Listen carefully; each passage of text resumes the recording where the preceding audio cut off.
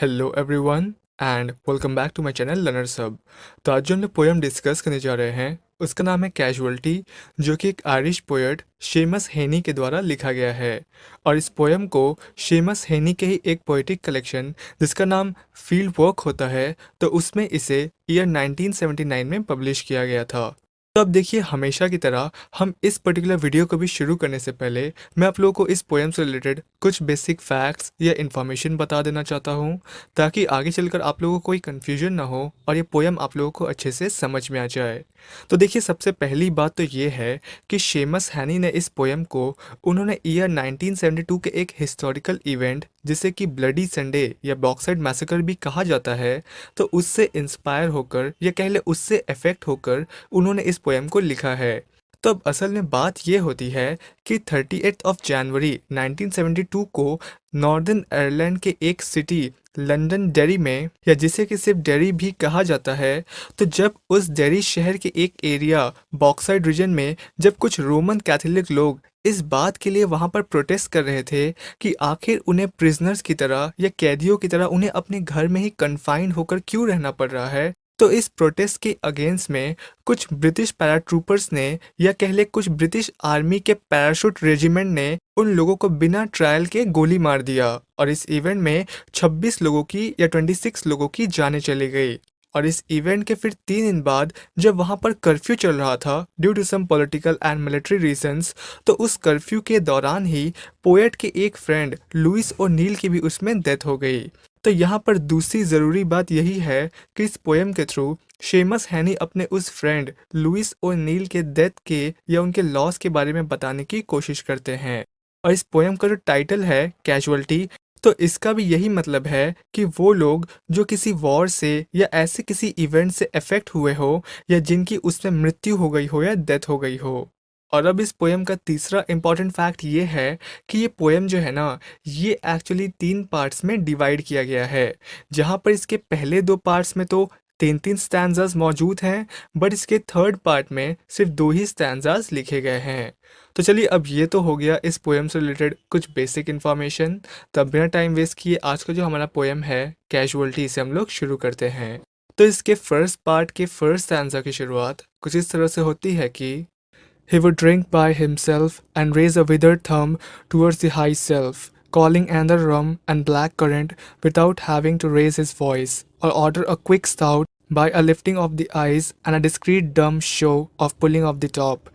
At the closing time would go in waders and pigged cap into the showery dark, a dole-kept breadwinner, but a natural for work. I loved his whole manner, sure-footed but too sly, his deadpan sidling tact, his fisherman's quick eye, and turned observant back.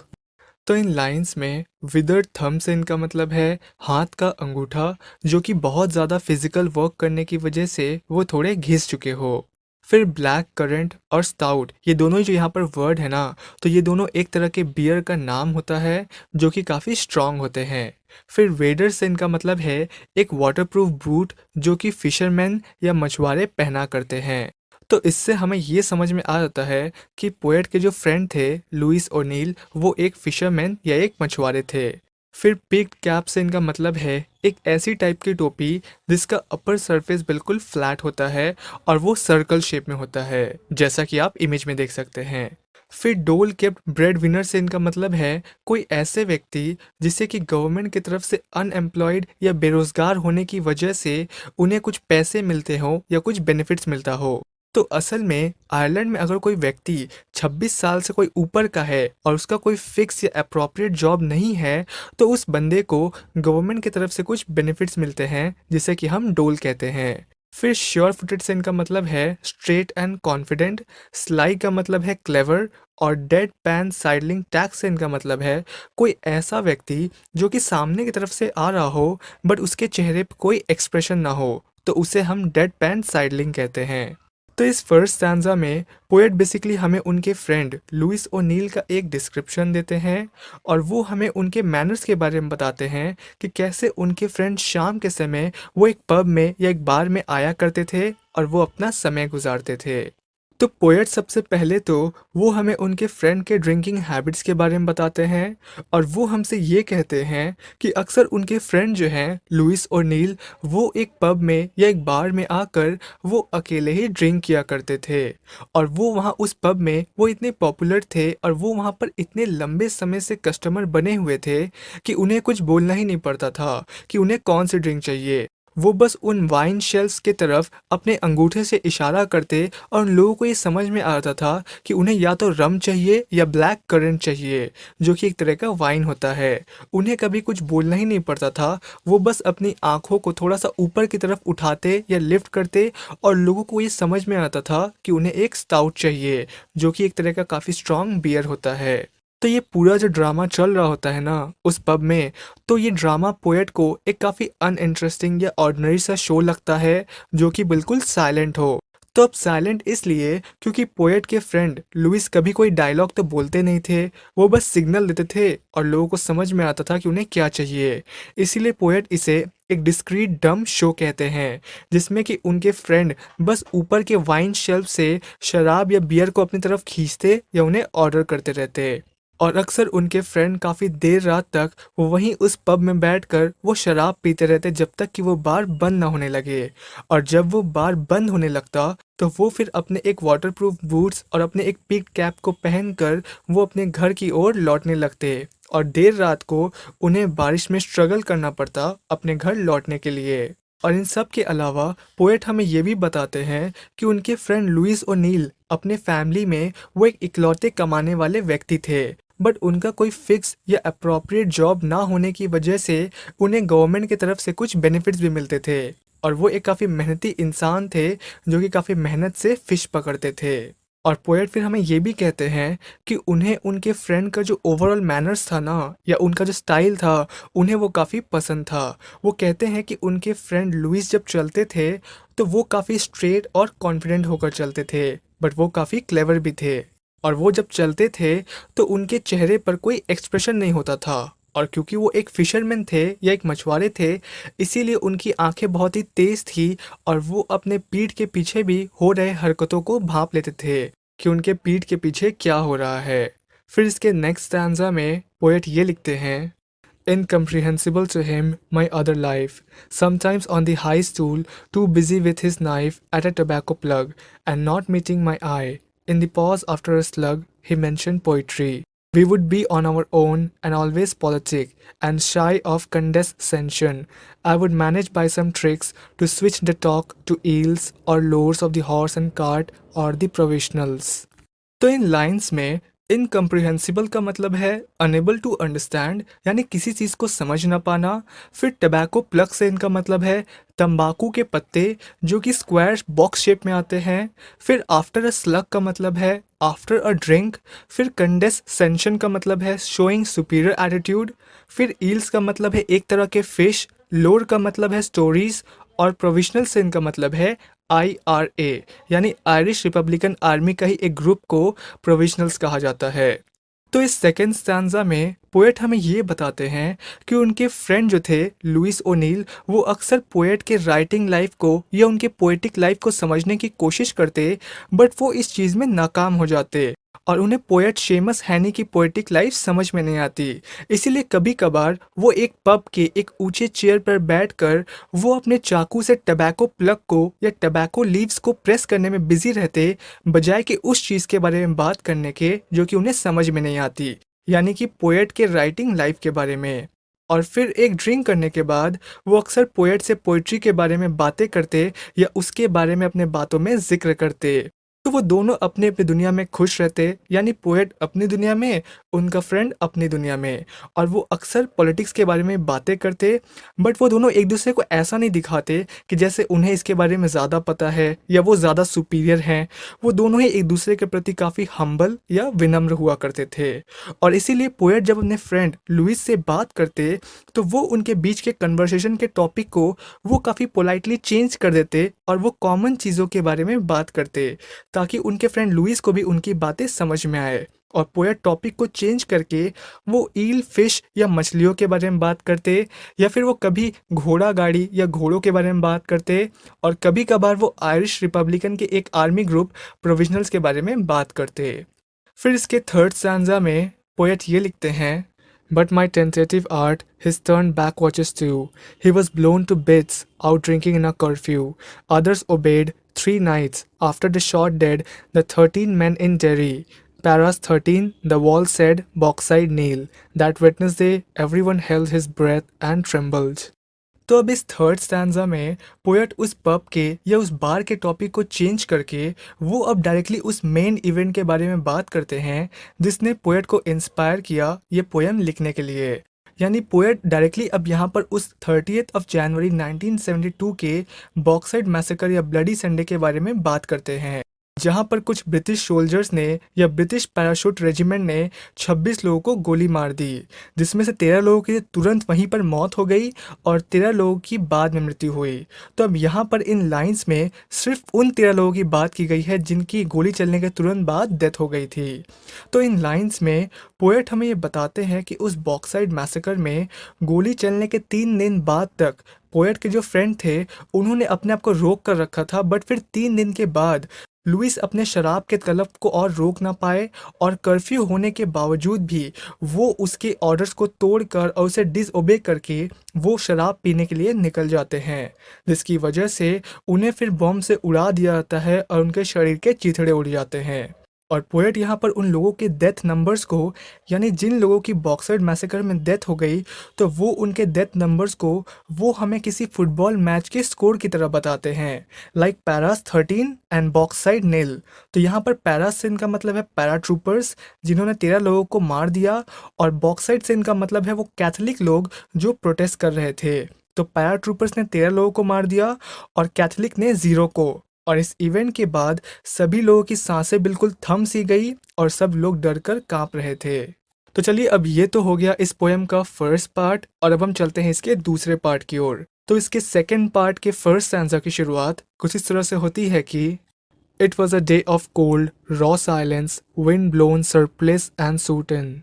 Rained on, flower-laden, coffin after coffin seemed to float from the door of the packed cathedral. Like blossom on slow water, the common funeral unrolled its swaddling band, lapping, tightening, till we were braced and bound like a brothers in ring. तो इन lines में सरप्लिस and सूटान जो यहाँ पर word है ना, तो ये असल में एक काफ़ी लूज या ढीले कपड़े को कहा जाता है जो कि चर्च के प्रीस्ट पहना करते हैं। फिर फ्लावर लेडन से इनका मतलब है फूलों का भार या उसका वज़न, जो कि उन कोफिन या उन ताबूत के ऊपर लोगों के द्वारा बहुत ज़्यादा फेंकने की वजह से उसका भार बढ़ जाता है। और लोग ऐसा इसलिए कर रहे थे ताकि वो उन लोगों को रेस्पेक्ट दे सके जिनकी उस बॉक्साइड मैसेकर में डेथ हो गई थी। फिर ब्लॉसम से इनका मतलब है फ्लावर्स, अनरोल्ड से इनका मतलब है ओपन, स्वैडलिंग रैप से इनका मतलब है वो लोग जो एक भीड़ बनाकर आपस में एकदम पास पास खड़े होते हैं। फिर ब्रेस्ट का मतलब है होल्ड अप, और बाउंड का मतलब है तैयार हो जाना आगे बढ़ने के लिए।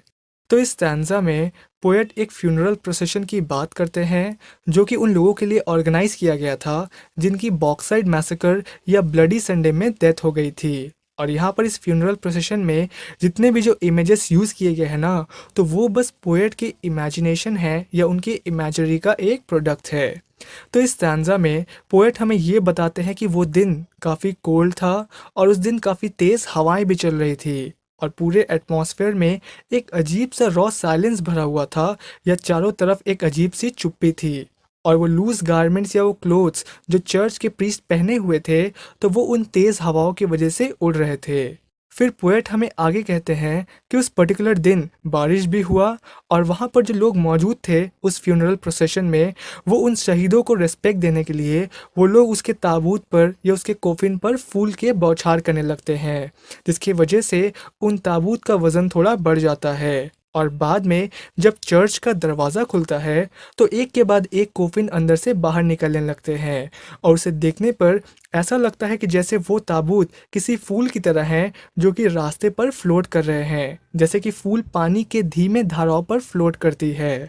और इसके बाद जो वहाँ पर लोग मौजूद होते हैं, जो लोग एक भीड़ बनाकर आपस में खड़े होते हैं, तो वो लोग थोड़ा स्प्रेड होकर या थोड़ा फैल कर वो लोग हर एक ताबूत के चारों तरफ वो किसी रिंग की तरह, यानी वो लोग आपस में सभी लोग अपने हाथ पकड़ के किसी भाई की तरह आपस में हाथ को पकड़ के वो लोग उन ताबूत के साथ चलने लगते हैं, उसके चारों तरफ एक घेरा बनाकर या एक रिंग बनाकर।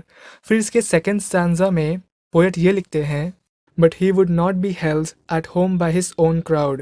Whatever threats were found, whatever black flags waved, I see him as he turned in that bombed offending place, remorse fused with terror in his still knowable face, his cornered, outfaced stare blinding in the flash.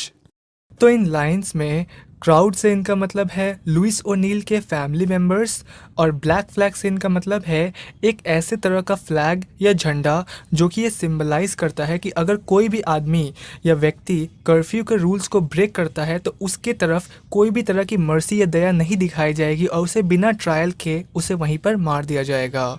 तो इस stanza में poet basically हमें ये बताते हैं कि कैसे उनके फ्रेंड लुइस ओनील ने कर्फ्यू के ऑर्डर्स को डिसोबे किया था अपने शराब के तलब को पूरा करने के लिए। तो इस स्टैंजा में पोएट सबसे पहले तो वो हमें ये बताते हैं दैट उनके फ्रेंड लुइस ओनील को उनके कोई भी फैमिली मेम्बर्स उन्हें पब जाने से रोक नहीं पाए, और लुइस ओनील को भी इस बात की कोई परवाह नहीं थी कि आखिर बाहर सड़क पे किस तरह के खतरे मौजूद हैं या किस तरह के ब्लैक फ्लैग्स या काले झंडे लहरा रहे हैं। फिर इसके आगे के लाइंस में पोएट हमें बताते हैं कि आखिर उस बॉम्ब ऑफेंडिंग प्लेस में उन्होंने किस तरह के एक्सप्रेशन को उन्होंने अपने फ्रेंड लुइस ओनील के फेस पर उन्होंने ऑब्जर्व किया था। तो पोएट हमसे ये कहते हैं कि जब लुइस ओनील ज़िंदा थे और वो वहाँ से गुज़र रहे थे तो उस वक्त उनके चेहरे पर एक डर था, एक खौफ था, और इसके साथ ही उनके चेहरे पर एक दुख और एक पछतावा भी था जो कि उनके चेहरे पर साफ साफ दिख रहा था जब वो ज़िंदा थे। और जब उस बॉम्ब ऑफेंडिंग प्लेस पर बम गिरा तो उस बॉम्ब के फ्लैश से या उसके लाइट से लुइस ओनील के फेस या उनके आंखों से रोशनी चली गई उस बॉम्ब के चमकदार फ्लैश से। अब इसके थर्ड स्टैंजा में पोएट ये लिखते हैं, He had gone miles away, for he drank like a fish nightly, naturally swimming towards the lure of the warm light of places, the blurred mesh and murmur drifting among the glasses, in the gregarious smoke. How culpable was he, the last night when he broke our tribe's complicity? Now you are supposed to be an educated man. I hear him say, puzzle me the right answer to that one. तो इन lines में Knightley से इनका मतलब है रात का समय, फिर ग्रेगोरियस स्मोक से इनका मतलब है वो वार्म फ्रेंडली स्मोक जो कि एक पब के अंदर मौजूद होता है और जिससे लुइस ओनील काफ़ी फ्रेंडली होते हैं। तो इस थर्ड स्टैंजा में पोएट एक्चुअली हमें उस लेंथ के बारे में बताते हैं या उस दूरी के बारे में बताते हैं जो कि लुइस ओनील को तय करना पड़ता है या कवर करना पड़ता है किसी पब को तलाश करने के लिए ताकि कुछ पीने लायक शराब वो ड्रिंक कर सके। तो इस थर्ड स्टैंजा में पोएट सबसे पहले तो वो हमसे ये कहते हैं कि अगर उनके फ्रेंड लुइस ओनील को ये शराब पीने की हैबिट या ये तलब ना होती ना तो वो कभी भी वो कर्फ्यू के रूल्स को ब्रेक करके या उसे डिसोबे करके वो शराब पीने के लिए नहीं जाते। तो जिस तरह से एक मछली को जब पानी ना मिलने पर वो उसके लिए तड़पने लगती है ना, तो ठीक उसी तरह से पोएट के फ्रेंड लुइस ओनील भी वो किसी मछली की तरह तड़प रहे होते हैं और वो तैरते हुए वो शराब खाने की ओर या पब की ओर आगे बढ़ रहे होते हैं जिसके अंदर से वो वाइन ग्लास के खनखनाने की आवाज़ें सुनाई देती हैं और वो वार्म फ्रेंडली स्मोक उसके अंदर से बाहर निकल रहा होता है जो कि लुइस ओनील को अपनी तरफ खींच रही होती है। और लुइस ओनील किसी मछली की तरह वो उन पब्स की ओर तैरते हुए या स्विम करते हुए वो अपने घर से कई मीलों दूर चले जाते हैं। फिर इसके आगे के लाइंस में पोएट इस बात पर डिस्कशन करते हैं या वो सोचते हैं कि क्या उनके फ्रेंड लुइस ओनील के डेथ में उनकी कोई गलती थी। वो तो बस शराब पीने के लिए गए थे, उन्होंने कोई बहुत बड़ा क्राइम तो किया नहीं था। तो ये बात पोएट को एक सोच में डाल देती है कि आखिर उनकी क्या गलती थी और उन्हें अब अपने फ्रेंड के इस डेथ को किस नज़रिए से देखना चाहिए। और उन्हें जब इस चीज़ का कोई जवाब नहीं मिलता है तो वो फिर एक कन्वर्सेशन के बारे में सोचने लगते हैं जो कि पोएट और लुइस ओनील के बीच में लुइस ओनील के डेथ से पहले हुई थी, जिसमें कि लुइस ओनील पोएट से अपने फिशरमैन कम्युनिटी के प्रॉब्लम्स के बारे में और अपने ट्राइब के कॉम्प्लिकेसीज के बारे में बातें करते हैं। और लुइस ओनील पोएट से ये कहते हैं कि देखो, तुम तो अब पढ़े लिखे व्यक्ति हो, तो इसीलिए तुम ही हमारे प्रॉब्लम्स का कोई सल्यूशन बताओ। तो इस कन्वर्सेशन को सोचकर पोएट लुइस ओनील को याद करने लगते हैं। तो चलिए, अब ये तो हो गया इस पोएम का सेकंड पार्ट, और अब हम चलते हैं इसके थर्ड पार्ट की ओर। तो इसके थर्ड पार्ट में सिर्फ 2 ही स्टैंजास लिखे गए हैं और इसे हम एक ही बार में ख़त्म करेंगे। तो इसके थर्ड पार्ट के फर्स्ट स्टैंजा की शुरुआत कुछ इस तरह से होती है कि I missed his funeral, those quiet walkers and sideway talkers strolling out of his lane. To the respectable purring of the hearse, they move in equal pace. With the habitual slow consolation of a dawdling engine, the line lifted, hand over fist, cold sunshine.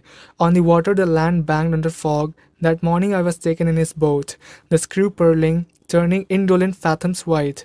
I tasted freedom with him, to get out early, haul steadily of the bottom, dispraise the catch, and smile as you find a rhythm working you slow mile by mile into your proper hunt, somewhere well out beyond. तो इन lines में शोलिंग का मतलब है moving from one place to another. फिर lane से इनका मतलब है एक प्रॉपर डेजिग्नेटेड कोर्स या पाथ। फिर परिंग का मतलब है एक लो कंटिन्यूअस साउंड। हर्स का मतलब है एक डेड वैन जिसमें कि कोफिन को कैरी करके ग्रेवयार्ड या सिमेंट्री तक लेकर जाया जाता है। फिर डॉडलिंग इंजन से इनका मतलब है गाड़ी के इंजन का धीरे धीरे करके आगे बढ़ना या चलना। तो इस फर्स्ट स्टैंजा में पोएट हमसे ये कहते हैं कि हालांकि उन्होंने अपने फ्रेंड के फ्यूनरल प्रोसेशन को उन्होंने मिस कर दिया और वो उसे अटेंड नहीं कर पाए, बट उन्हें ये पता है कि उस फ्यूनरल प्रोसेशन में क्या हुआ होगा और वो कैसा रहा होगा। तो पोएट हमसे ये कहते हैं कि कुछ लोग तो चुपचाप काफ़ी मोurnफुली शोक मनाते हुए वो उस प्रोसेशन में आगे जा रहे थे, और वहीं कुछ लोग सड़क के बगल में बातें करते हुए वो लोग आगे बढ़ रहे थे, और वो लोग उस रेस्पेक्टेबल डेड वैन के कोर्स से या रास्ते से थोड़ा अलग चल रहे थे या बाहर चल रहे थे। और उस डेड वैन के इंजन से एक लो कंटिन्यूअस सा साउंड प्रोड्यूस हो रहा था जब वो चल रहा था, और सभी लोग एक इक्वल स्पीड में या इक्वल पेस में चल रहे थे। यानी ऐसा नहीं था कि कोई कुछ ज़्यादा ही तेज़ चल रहा है या कोई कुछ ज़्यादा ही धीमा चल रहा है, सब एक ही स्पीड में आगे चल रहे थे। और जो लोग वहाँ पर मौजूद थे वो लुइस ओनील के फैमिली मेम्बर्स को वो लोग कंसोलेशन दे रहे थे या दिलासा दे रहे थे ताकि उन्हें थोड़ा सुकून मिल सके। जिसके बाद जो यूजुअल सेरेमनी के रिचुअल्स होते हैं उन्हें अच्छे से परफॉर्म किया जाता है। अब इसके बाद फिर पोएट हमें कुछ पास्ट के इवेंट के कुछ इमेजेस दिखाते हैं जब वो अपने फ्रेंड लुइस ओनील के साथ वो सुबह सुबह बोट पर फिशिंग के लिए गए हुए थे, और उनके साथ बोट पर फिशिंग करते वक्त उन्हें एक अलग तरह का फ्रीडम का एहसास होता है। तो पोएट यहाँ पर एक पास्ट के इवेंट को याद करते हैं जब वो अपने फ्रेंड लुइस ओनील के साथ वो सुबह सुबह फिशिंग के लिए गए हुए थे। तो तब उस समय थोड़ा हल्का ठंड का मौसम था और धूप भी निकली हुई थी, और पोएट जब अपने फ्रेंड के साथ वो एक नाव लेकर पानी में उतरे तो पानी के चारों तरफ जो ज़मीन था ना वो कोहरे से या फॉग से ढका हुआ था, और उनकी बोट की इंजन जो कि पानी में 6 फीट अंदर थी वो एक स्लो परिंग साउंड को प्रोड्यूस कर रही थी, ठीक उसी तरह से जिस तरह से वो डेड वैन की स्लो इंजन प्रोड्यूस कर रही थी। और उस समय पोएट अपने फ्रेंड के साथ वो एक फ्रीडम को टेस्ट करते हैं या एक आज़ादी को महसूस करते हैं जो कि उन्हें प्लेजर देता है। तो इस तरह से सुबह सुबह उठकर रेडी होना, फिशिंग के लिए जाना, नेचर के साथ एक रिदम में चलना और अपने शिकार को पकड़ने के बाद उसे क्रिटिसाइज़ करना और स्माइल करना, तो ये सब पोएट को एक तरह का प्लेजर देता है। और शहर के उन पब से दूर, उन पॉलिटिकल पार्टीज से दूर और ट्राइबल कन्फ्लिक्ट के प्रॉब्लम से एकदम मीलों दूर उस वास्ट ओशन में पोएट अपने फ्रेंड के घोस्ट से या उसकी आत्मा से ये कहते हैं to find his proper hunt in this vast ocean. और इसके लास्ट स्टैंजा में पोएट अपने फ्रेंड के आत्मा से वो ये कहते हैं कि तुम वापस आ जाओ और तुम मुझसे बातें करो और मुझसे सवाल पूछो। जिस तरह से तुम मुझसे पब में बैठकर तुम मुझसे सवाल करते थे अपने फिशरमैन कम्युनिटी के प्रॉब्लम्स के बारे में और उसके सॉल्यूशंस पूछते थे, तो उसी तरह से तुम वापस मुझसे आकर सवाल पूछो। और पोएट फिर उस सीन को याद करते हैं जब लुइस देर रात को वो पब से घर लौटते वक्त वो धीरे धीरे चलते हुए वो बारिश में स्ट्रगल करते थे। तो यहाँ पर पोएट को अपने फ्रेंड के लॉस पर या उनके मृत्यु पर उन्हें बहुत दुख होता है और वो उसे याद करते हैं। तो इस तरह से ये पोएम ख़त्म होता है एंड आई होप कि आपको वीडियो पसंद आया होगा। वीडियो पसंद आया तो प्लीज़ आप कमेंट करके ज़रूर बताएं, लाइक करें, शेयर करें अपने दोस्तों के साथ and thank you for watching.